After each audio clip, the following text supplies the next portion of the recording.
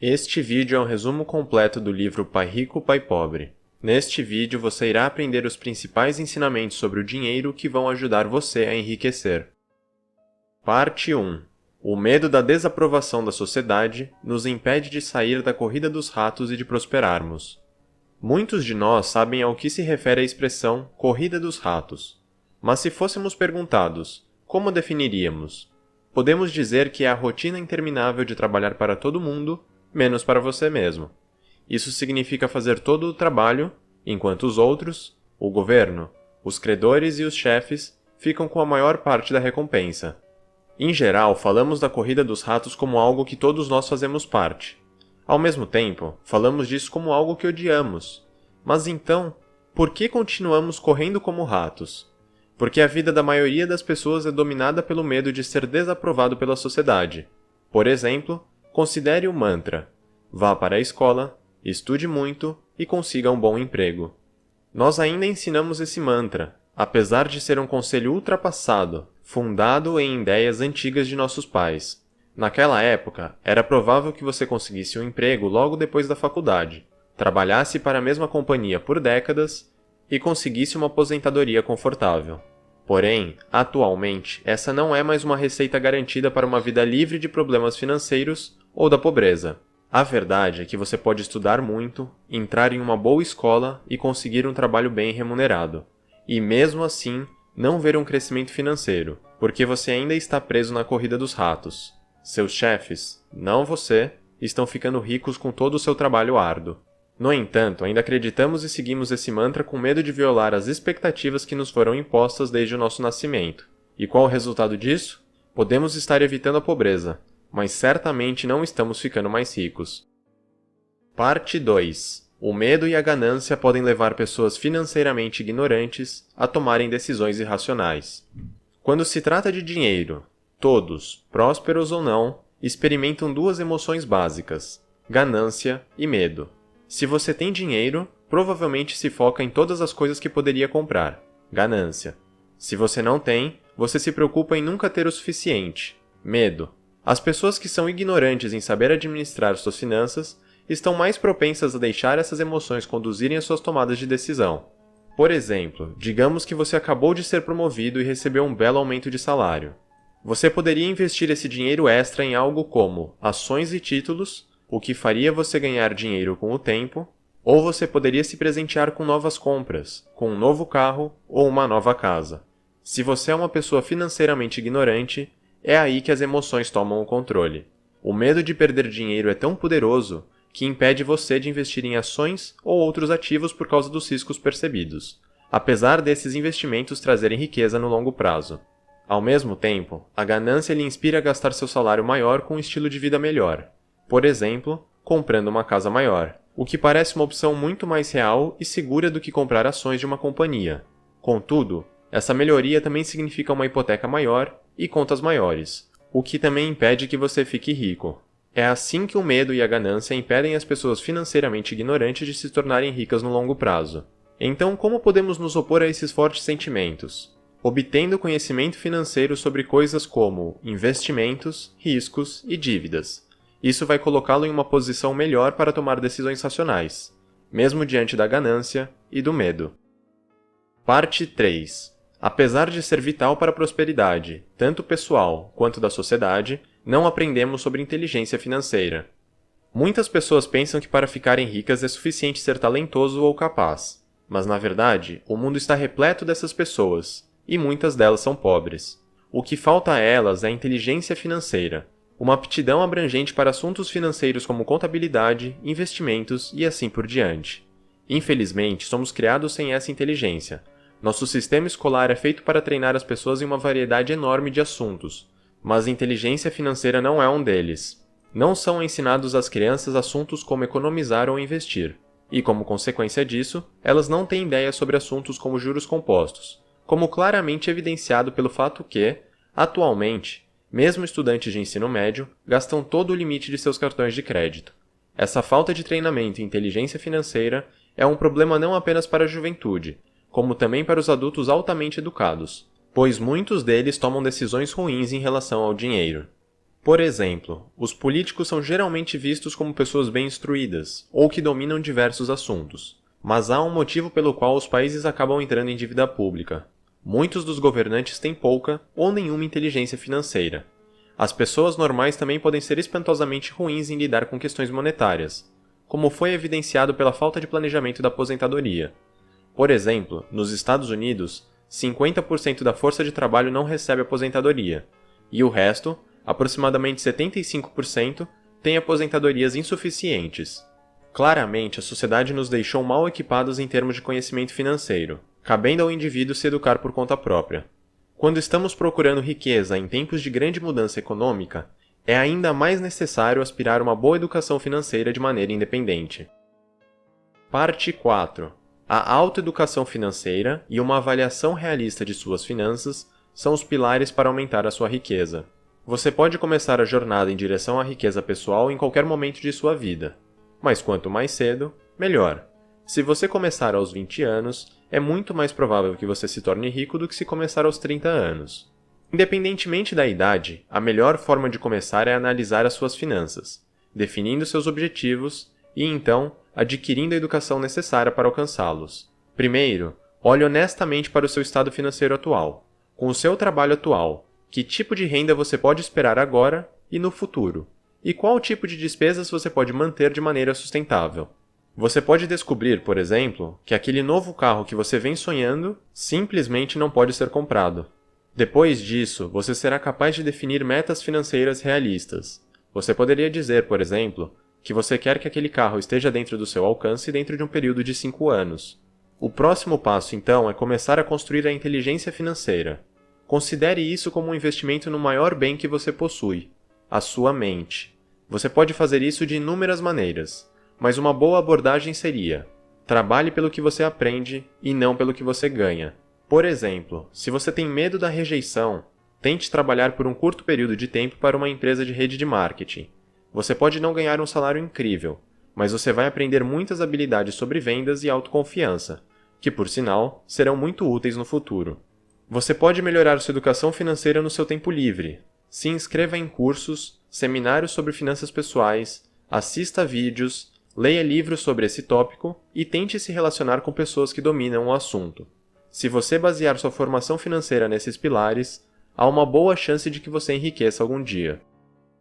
Parte 5. Para ficar rico, você deve aprender a correr riscos. A insanidade é definida como fazer a mesma coisa várias vezes e esperar resultados diferentes. Por essa lógica, se você quiser mudar seu estado financeiro atual, você vai precisar começar a lidar com as suas finanças de uma maneira diferente. A maior mudança que você provavelmente precisa é aprender a correr riscos. Todas as pessoas financeiramente bem-sucedidas assumiram riscos para chegar onde estão. E elas são bem-sucedidas porque elas gerenciam, ao invés de ter medo dos riscos. Correr riscos significa não estar sempre equilibrado e seguro com o seu dinheiro, que é o que você faz quando coloca seu dinheiro na conta corrente ou na poupança. Ao invés de estar seguro, tente investir seu dinheiro em ações ou títulos, ao mesmo tempo que são considerados mais arriscados do que as contas bancárias típicas, elas têm a chance de gerar muito mais riqueza. Às vezes, como no caso das ações, em um período bem curto de tempo. Mas se você não quiser se comprometer com o mercado de ações, há uma variedade de outros investimentos que podem ajudar a aumentar a sua riqueza no longo prazo, como, por exemplo, imóveis ou os chamados certificados de garantia de imposto. É evidente que quanto maior o potencial de retorno de um ativo, maior será o risco. Com as ações, por exemplo, há sempre uma pequena chance de perder seu investimento. Mas, se para começar você não correr riscos, com certeza não terá nenhum grande retorno. Então, você percebe que se arriscar mais e lidar com riscos maiores é necessário para começar a gerar uma renda maior. Parte 6. O caminho para a riqueza é longo, então você deve se manter motivado. A jornada para a riqueza é longa e difícil. É fácil se perder quando você encontra um obstáculo, como, por exemplo, ver o preço de uma ação que você investiu despencar. Para alcançar suas metas financeiras, você vai precisar encontrar maneiras de ficar motivado, mesmo diante dos contratempos. Um método para se motivar é criar uma lista de quero e não quero para sua referência pessoal. Por exemplo, eu não quero ter o mesmo estilo de vida dos meus pais. Ou então, eu quero estar livre das minhas dívidas dentro de um período de 3 anos. Leia essas listas toda vez que você precisar de um lembrete do porquê você precisa perseverar na jornada para a riqueza. Outra boa forma de ficar motivado é gastar o dinheiro com você mesmo antes de pagar as suas contas. Apesar de ser um pouco contraintuitivo, desse modo você verá exatamente quanto dinheiro a mais você precisa todo mês para satisfazer seus objetivos. Satisfazer seus desejos como comprar aquele celular novo que você está de olho e quitar as suas dívidas. Isso não significa que você deva acumular muitas dívidas no seu cartão de crédito, mas pague a si mesmo primeiro. A pressão extra de pagar suas contas depois vai lhe inspirar a encontrar maneiras criativas para ganhar dinheiro, o suficiente para satisfazer ambos os objetivos. Esse método também vai aguçar e desenvolver a sua autodisciplina financeira, que é um traço-chave de todas as pessoas financeiramente bem-sucedidas. Para máxima inspiração, leia as histórias de vida de pessoas ricas, como Warren Buffett ou Donald Trump. Ler sobre como eles superaram os obstáculos para alcançar o sucesso vai lhe ajudar a se manter ambicioso. Coloque essas dicas em prática e você com certeza perceberá que ficar motivado no caminho para a riqueza não é tão difícil assim. Parte 7. A preguiça e a arrogância podem levar até mesmo pessoas financeiramente experientes à pobreza. Mesmo após fortalecer sua inteligência financeira, as armadilhas da personalidade ainda podem ameaçar você e o seu dinheiro. A preguiça e a arrogância são duas dessas armadilhas, porque elas podem se virar contra você de maneiras não tão óbvias. Geralmente, nós vemos a preguiça como vagabundear e não fazer nada, mas na verdade, não necessariamente a preguiça significa inatividade. Pode ser também evitar as coisas que deveriam ser feitas. Por exemplo, imagine um empresário que trabalha mais de 60 horas por semana. Para um observador externo, ele não é, de maneira alguma, preguiçoso. No entanto, ao trabalhar até tarde das noites, ele se afasta de sua família. Ele já viu os sinais de problema em casa, mas ao invés de lidar com eles, ele se enterra no trabalho. Em resumo, ele está sendo preguiçoso. Ele está evitando o que deveria estar fazendo e provavelmente vai sofrer as consequências na forma de um divórcio. De maneira similar, a arrogância pode ser uma fraqueza devastadora. Ao contrário da definição comum, no caso da ruína financeira, ela pode ser definida como a combinação de ignorância e ego, uma união de pouco conhecimento financeiro e um ego muito orgulhoso para ser admitido. A arrogância é um defeito muito perigoso quando você está fazendo investimentos. Por exemplo, alguns corretores de ações vão tentar alimentar seu lado arrogante para venderem mais ações e maximizarem suas próprias comissões. Eles são como os desonestos vendedores de carros usados. Eles aumentam seu ego com o lado positivo de um investimento, enquanto escondem os lados negativos. Mesmo que você se torne um gênio financeiro, mantenha essas armadilhas de personalidade sob controle. Desta forma, é muito mais provável que você evite os problemas financeiros. Parte 8. Apenas invista em ativos que trazem dinheiro ao seu bolso, e evite passivos que tiram dinheiro do seu bolso. Saber a diferença entre um ativo e um passivo é fundamental para garantir que você está tomando as decisões corretas sobre os investimentos. De maneira bem simples, um ativo é algo que gera dinheiro para você, enquanto que um passivo tira o dinheiro de você.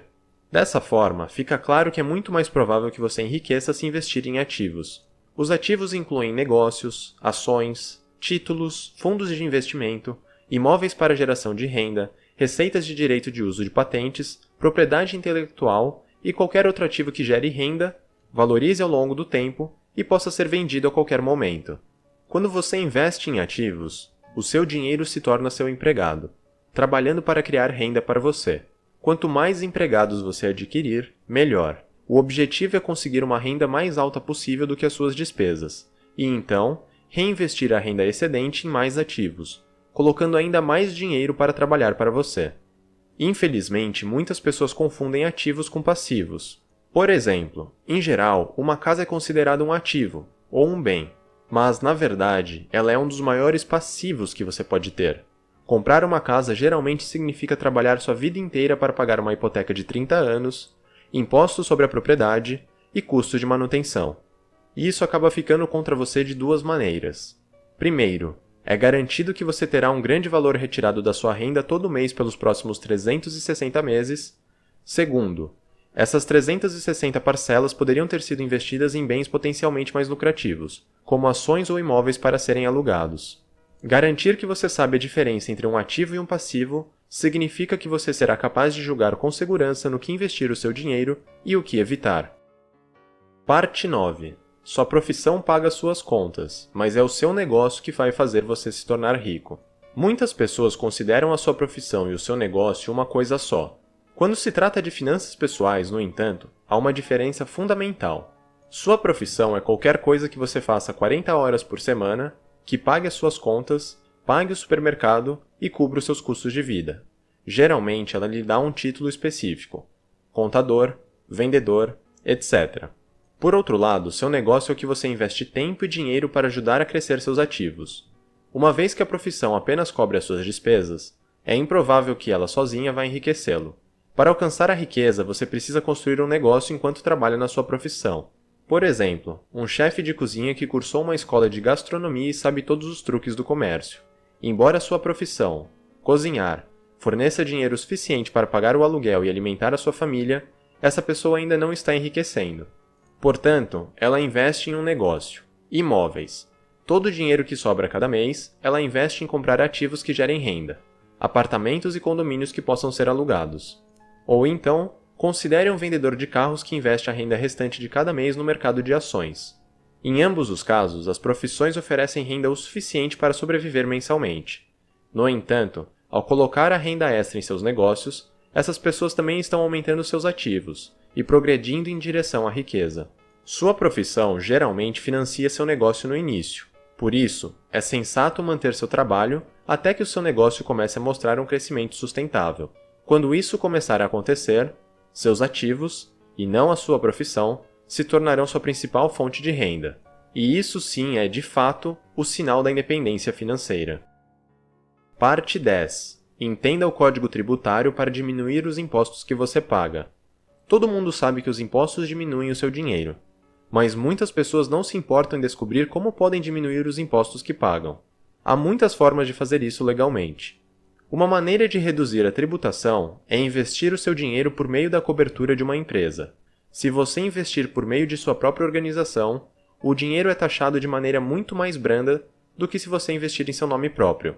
Quando você é um empregado, você recebe o seu salário, é taxado e então tenta viver com o que sobra.